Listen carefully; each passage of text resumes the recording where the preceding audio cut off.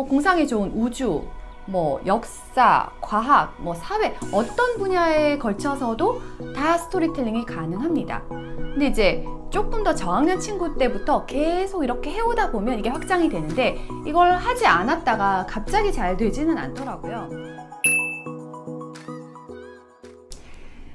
인공지능 사회에서 아이에게 가장 필요한 중요한 능력이 어떤 걸까? 사실 요즘에 그런 생각을 해보는데 최근에 저희가 인터뷰했던 하지영 교수님의 책에도 그런 부분이 나와 있었어요.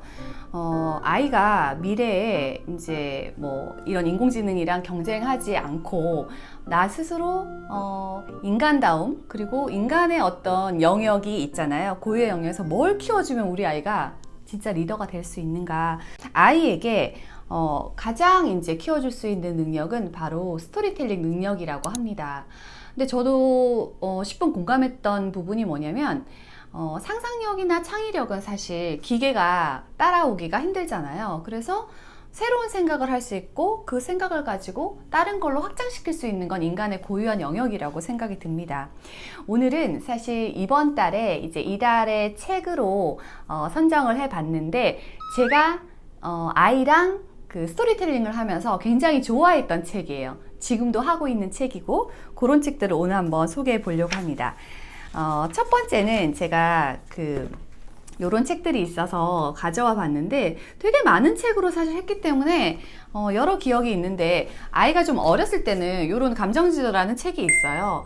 요 책은 지금 여기 나와 있는데 뭐 이탈리아 국가기관 뭐 2020년 어린이 책 수상 뭐 이런 것들이 나와 있어요. 아이의 감정에 대한 이야기인데 아이가 여기 안에 이렇게 한번 보면 이렇게 여러 감정들이 나와요. 뭐 기쁨의 땅, 그리고 분노, 혐오 뭐 여러 가지가 있는데 그 감정들을 이렇게 이미지로 해놓은 거예요. 그래서 얘기를 만들면 무수한 얘기를 사실 만들 수 있는 거죠. 그래서 아이랑 얘기하면서 아이가 단순하게 감정 표현도 오늘 엄마 나 슬퍼 이렇게 보통 하잖아요. 근데 그 슬픔이 어떤 슬픔인지 이미지화 할 수 있고 디테일하게 이렇게 그려갈 수 있어요. 근데 요거는 이제 좀 어린 친구들이 감정 이야기를 하면서 하면 좋겠다라고 생각했죠. 한 7세, 8세 요런 친구들이 보면서 하면 좋겠구나.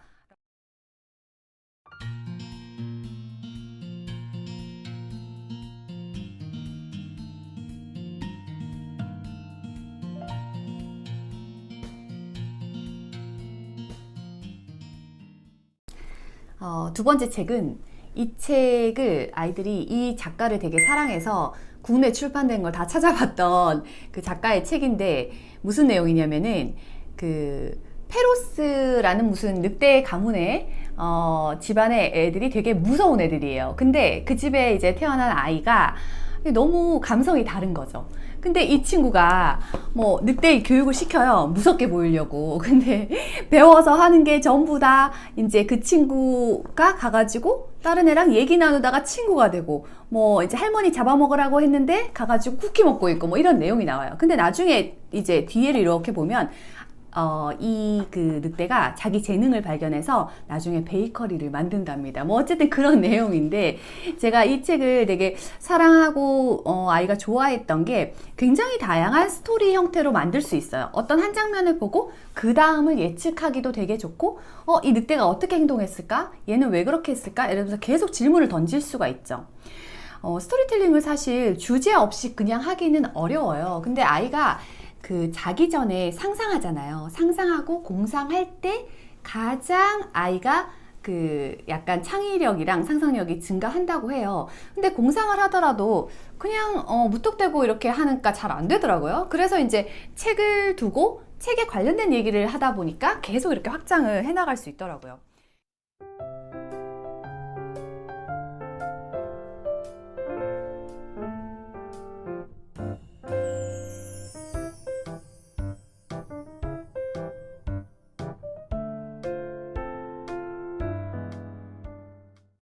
그 다음 책은 사실 이제 이 이솝우화인데, 이솝우화는 저희가 동화책으로도 많이 읽었고 교과서에도 부분 실려 있기 때문에 아이가 어떤 내용들을 이제 잘 기억하고 있어요.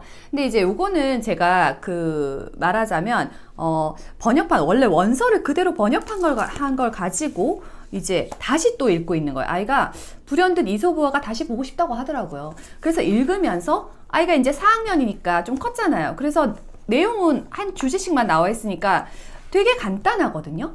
근데 이제 이 안에 사실 우화라는 게 되게 철학적인 게 있어서 뭐 바람과 해를 했는데, 그때는 그냥 바람이 뭐 옷을 못 벗기고 해가 옷을 벗겼구나 뭐 그렇게 했는데, 지금은 이제 얘기가 달라지더라고요. 깊이가 깊어지고 본인 생각도 더해지고 조금 더 논리적인 사고도 되고 뭐 이런 것들이 가능하다 보니까 스토리텔링 하는데 오히려 학년이 올라갈수록 저는 더 다양한 얘기를 할 수 있더라고요. 저도 생각에 스토리텔링이 좀 어린 친구들이 한다 그런 생각을 했어요. 왜냐면 스토리텔링이라는 게 계속 얘기를 이제 드리고 있는데, 실제로는 이야기를 뭐 말하는 건데, 이 능력이 장기적으로 보면 아이가 생생하게 이렇게 설득력 있게 말하다 보면 그 성이 되었을 때 한번 생각을 해볼게요. 저희가 회사에서 사실 저도 그렇지만 프레젠테이션을 많이 하잖아요. 지금 여러분에게도 스토리텔링을 하고 있고, 그리고 뭐 정치 유세나 요즘에 뭐 잘 나가는 뭐 유튜버들이나 아니면 강연가, 변호사, 어떤 자리에 있어서도 실제로 이야기를 통해서 상대를 설득하는 과정이거든요. 그래서 이 능력이 학교로 돌아오면 아이가 뭐 회장 선거를 할 때 할 수도 있고, 아니면 수행평가를 할 때도 할 수 있고, 모든 것들을 다 할 수 있는 능력이 사실 이 능력인 것 같기는 해요. 최근에 저는 그 조승연 씨 채널을 보면서도 이분이 인문학 정보를 가지고 거의 스토리텔링을 굉장히 잘 하잖아요.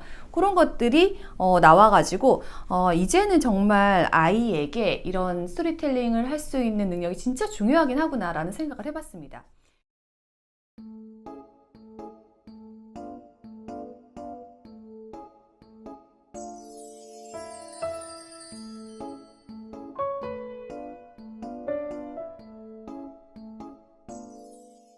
이제 다음 책은 요 책인데, 사실 3학년 1학기에 수록도 되어 있어요. 이 책의 일부가. 그래서 그때 저는 그 수록 도서를 이제 미리 사가지고 아이가 좀 그 전체를 읽게 해요. 그러면 좀 편하더라고요. 근데 여기에서 그 갈매기 이야기가 나오는데, 갈매기가 예전에는 힘들게 이렇게 먹이를 잡고 뭐 이런 걸 하다가 이제 도심으로 들어와가지고 편하게 이제 먹이를 먹게 된 거예요. 그러다 보니까 나는 연습도 하지 않고 이렇게 해서 얘가 그냥 이제 도시에 머물고 맨 마지막에 자유를 향해서 날아가려고 하는 뭐 그런 내용들이 나옵니다. 근데 이게 꽤 깊이 있게 교과서에 많은 텍스트로 실려 있거든요. 근데 이 책을 이제 아이랑 읽으면서도 너는 그래서 어떤 갈매기로 살고 싶냐, 그렇게 자유를 하면서 먹을 거는 좀 없지만 그렇게 살고 싶냐, 뭐 이런 얘기를 하다가 아이가 자기 소크라테스랑 그 돼지 얘기를 막 하더라고요. 그러니까 아이도 책을 읽고 본인이 이 얘기를 어떻게 다시 이해해야 되는지, 그냥 순수하게 책에 나와 있는 텍스트로만 읽는 게 아니라 자기 생각을 더해서 계속 읽게 되는 거죠. 그런 책으로도 되게 좋았습니다.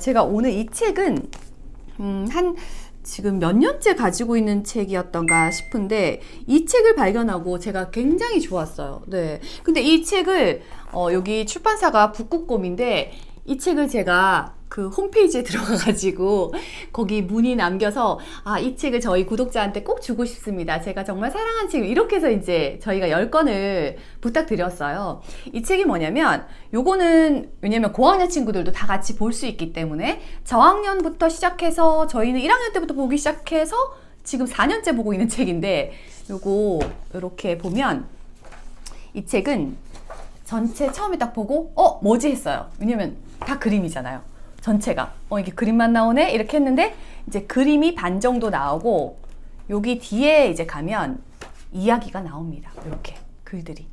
그래서 아이가 그 당시에 이렇게 보면서 엄마랑 이야기를 나누고 난 다음에 요 뒤에 이제 글 같은 것들을 다시 읽어봤는데, 저는 글을 읽기 전에 이걸 가지고만 이야기를 한 수백 가지 이야기를 한 것 같아요. 이 책 제목이 보면 공원을 헤엄치는 붉은 물고기라고 되어 있는데, 안에 이렇게 보면 이 공원 안에 온 사람들인데, 이 안에 어린 친구부터 할머니 할아버지 이르기까지 이 장 안에 인생이 다 담겨 있거든요. 네. 처음에 이거 똑같나 그랬는데 계속 이제 움직임이 있으면서 이 인물들이 굉장히 다양하기 때문에 말하자면 뭐 수백 수천 가지 이야기를 만들 수 있는 거죠. 그래서 이 책이 스토리텔링 하기에 정말 좋다라고 생각이 들어가지고 이 책을 꼭 드리고 싶다라고 생각을 했습니다. 근데 제가 이렇게 아이랑 이제 스토리텔링 하면 최근에 아이가 한참 되게 열심히 할 때가 있었어요. 그러고 난 다음에 잠깐 쉬었다가 또 가져오고 뭐 이런 책인데, 최근에 이렇게 보면서 그때 스토리텔링 할 때는 되게 가볍게 엄마 뭐 이 사람이 왜 하늘로 올라갔지? 그런데 그 사람의 이야기를 막 한참 했는데 이제 완전히 다른 얘기를 하는 거예요. 이제 아이가 사고가 바뀌었잖아요. 그래서 그때 봤던 기준과 다른 이야기를 하고 거기에 본인이 생각하는 그 약간 생활들을 다 녹여내더라고요. 그래서 아이는 커나가면서 계속 본인의 지식도 확장되고 생각이 확장되다 보니까 이제 똑같은 걸 봐도 다른 얘기를 하는구나 라고 생각했어요. 그래서 스토리텔링 능력을 이렇게 계속 발전시킬 수 있구나 라는 생각했거든요. 오늘 이제 이 책으로 여러분들께 여기 뒤에 보면 4학년 교과서 수록 도서라고도 되어 있고 아침 독서 추천 뭐 이런 게 되어 있는데, 요거를 10권을 드립니다. 이전에 4차 산업혁명도 얘기를 드렸고 인공지능에 대해서도 얘기를 하고 뭐 요즘에 코로나 때문에 저희가 더 급격하게 다가섰다라는 얘기들도 드렸어요. 근데 정답이 막 다 나와 있는 것들은 이제 그 아이들에게 가르쳐도 이제 저희는 절대 이제 기계를 따라잡을 수 없고, 그러면 이후에 어떤 능력을 계속 키워줘야 되나 그런 생각들을 늘 하고 있었어요. 근데 이제 이 스토리텔링 능력에 대한 부분은 사실 아웃풋으로 나와야 되는 어떤 능력이고 아이가 생각하는 거를 계속 표현하게 해야 되는 능력이잖아요. 근데 이 부분은 정말 이제 사람만이 가질 수 있는 차별화되는 능력이고, 아이가 스토리텔링을 한다는 거는 그 사람에 대해서 어떤 상대에 대해서 공감을 하고 있다는 거거든요. 그래서 그런 부분의 능력을 같이 키워나갈 수 있지 않을까 생각했습니다. 그래서 5월에 좀 특집으로 저희가 사랑했던 그런 책들 몇 권과 그냥 소장하고 있는 책이고, 그리고 이 책을 드립니다. 댓글로 집에서 뭔가 스토리텔링을 하고 있는데 아이의 굉장히 기발한 내용들, 그런 것들 있잖아요. 그런 거 생각나면 이렇게 활용해 보니까 스토리텔링이 잘 되더라. 그리고 어떤 타이밍에 딱 그걸 얘기했더니 아이가 진짜 막 폭풍적으로 막 쏟아내듯이 얘기를 잘하더라. 아이한테 얘기를 계속 끌어낼 수 있는 것들이 있으면 의견 나눠보시면 좋을 것 같습니다. 자, 여기 댓글로 남겨주시고 저희가 정보란에도 자세하게 책 소개해드리겠습니다.